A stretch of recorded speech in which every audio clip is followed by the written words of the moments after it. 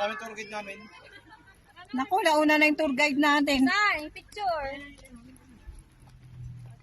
Naku, nasira ang pasyal namin. Umulan.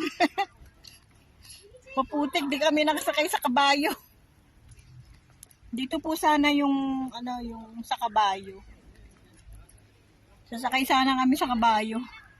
Di na tuloy, uwi na namin bukas, guys. Monday ng 2:00 ng hapon. Di na kami nakapunta sa Diplomat. Yung sa Diplomat, yun yung bahay na haunted house. Next time na lang uli.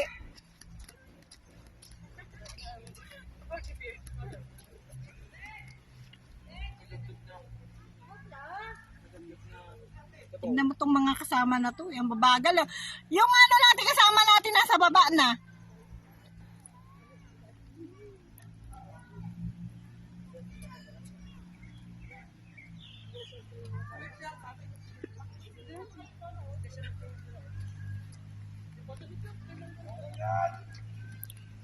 Next time na lang babalik kami uli dito.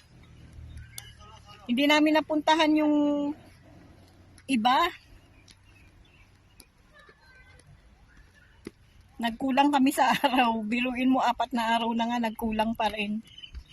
Kasi ang dami talagang ditong magagandang pasyalan na mapupuntahan. Ayan guys. Pauwi na po kami sa bahay. Bahay namin na dito sa Baguio. Bukas, tomorrow, ang balik namin sa Manila. Ang 2:00 ng hapon kami aalis dito. Kaya siguro mga 8:00 ng gabi nasa Cubao na kami. At sana may masakyan pa kaming bus papuntang Bulacan. Yan guys, bukas 8:00 ng gabi nasa Manila na kami. Ang ganda po sana, aso nga umulan. Umutik yung doon sa kabayo. Sana sasakay kami sa kabayo. Hindi na kami nakasakay. Gawa na nga ng umulan. Panira talaga tong ulan na to.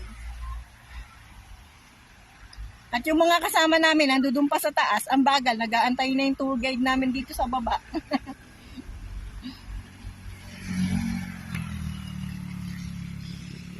Ayan guys, magta-taxi na po kami papuntang bahay.